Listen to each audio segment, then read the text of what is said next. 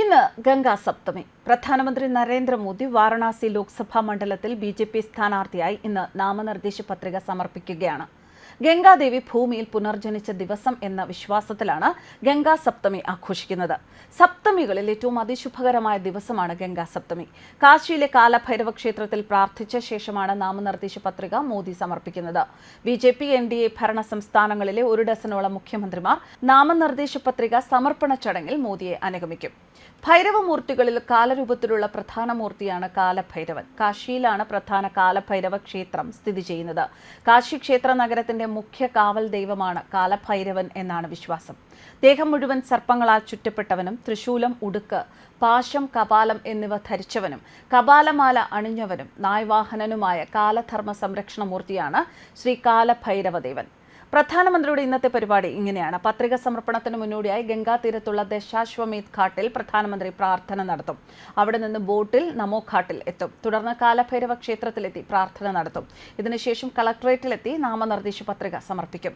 ഉത്തരേന്ത്യയിലെ ഹിന്ദുമത വിശ്വാസപ്രകാരം മംഗളകർമ്മങ്ങൾക്ക് അനുയോജ്യമായ പുഷ്യ നക്ഷത്ര മുഹൂർത്തത്തിലാണ് നാമനിർദ്ദേശ പത്രിക സമർപ്പണം. ഗംഗാ സപ്തമി ദിനമായ ഇന്ന് നരേന്ദ്രമോദി ഗംഗാ സ്നാനം നടത്തുമെന്നാണ് BJP നേതാക്കൾ അറിയിക്കുന്നത്. ഉത്തർപ്രദേശ് മുഖ്യമന്ത്രി യോഗി ആദിത്യനാഥ്, ബീഹാർ മുഖ്യമന്ത്രി നിതീഷ് കുമാർ, ഉത്തരാഖണ്ഡ് മുഖ്യമന്ത്രി പുഷ്കർ സിംഗ് ധാമി, മധ്യപ്രദേശ് മുഖ്യമന്ത്രി മോഹൻ യാദവ്, ഛത്തീസ്ഗഡ് മുഖ്യമന്ത്രി വിഷ്ണു ദേവ് സായ്, മഹാരാഷ്ട്ര മുഖ്യമന്ത്രി ഏക്നാഥ് ഷിൻഡെ, രാജസ്ഥാൻ മുഖ്യമന്ത്രി ഭജൻലാൽ ശർമ്മ, അസം മുഖ്യമന്ത്രി ഹിമന്ത് ബിശ്വ ശർമ്മ, ഹരിയാന മുഖ്യമന്ത്രി നായബ് സിംഗ് സൈനി, ഗോവ മുഖ്യമന്ത്രി പ്രമോദ് സാവന്ത്, സിക്കിം മുഖ്യമന്ത്രി പ്രേം സിംഗ് തമാങ്, ത്രിപുര മുഖ്യമന്ത്രി മാണിക് സാഹ എന്നിവർ മോദിയുടെ നാമനിർദ്ദേശ പത്രിക സമർപ്പണ ചടങ്ങിൽ പങ്കെടുക്കും. കേന്ദ്രമന്ത്രിമാരായ അമിത്ഷാ, രാജ്നാഥ് സിംഗ് തുടങ്ങിയവരും നാമനിർദ്ദേശ പത്രിക സമർപ്പണ ചടങ്ങിൽ പങ്കെടുക്കും. നാമനിർദ്ദേശ പത്രിക സമർപ്പിച്ചതിനു ശേഷം വാരണാസിയിലെ രുദ്രാക്ഷ കൺവെൻഷൻ സെന്ററിൽ BJP പാർട്ടി പ്രവർത്തകരുടെ യോഗത്തിലും മോദി പങ്കെടുക്കും. കഴിഞ്ഞ ദിവസം വാരണാസിയിൽ കൂറ്റൻ റോഡ് ഷോ നടത്തിയിരുന്നു. ജൂൺ 1-നാണ് വാരണാസിയിലെ വോട്ടെടുപ്പ്.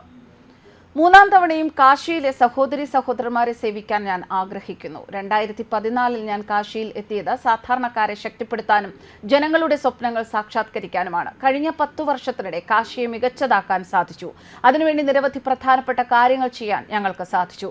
ഈ ശ്രമങ്ങൾ ഇതിലും ശക്തമായി തന്നെ തുടരും. കാശിയിലെ ജനങ്ങളുടെ എനിക്ക് ലഭിച്ച ആശീർവാദങ്ങൾക്ക് പ്രത്യേകമായി നന്ദി അറിയിക്കാൻ ഞാൻ ആഗ്രഹിക്കുന്നു. ഇതായിരുന്നു മോദിയുടെ വാക്കുകൾ.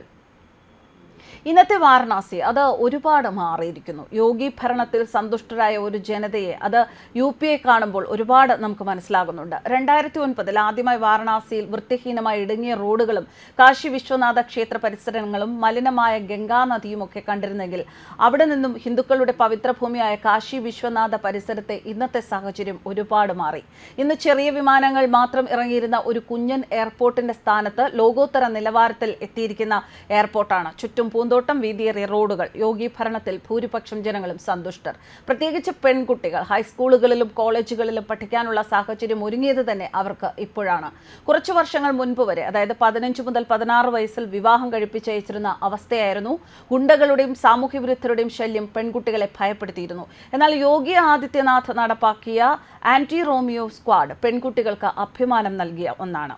ന്യൂസ് ഡെസ്ക് കർമ്മ ന്യൂസ്.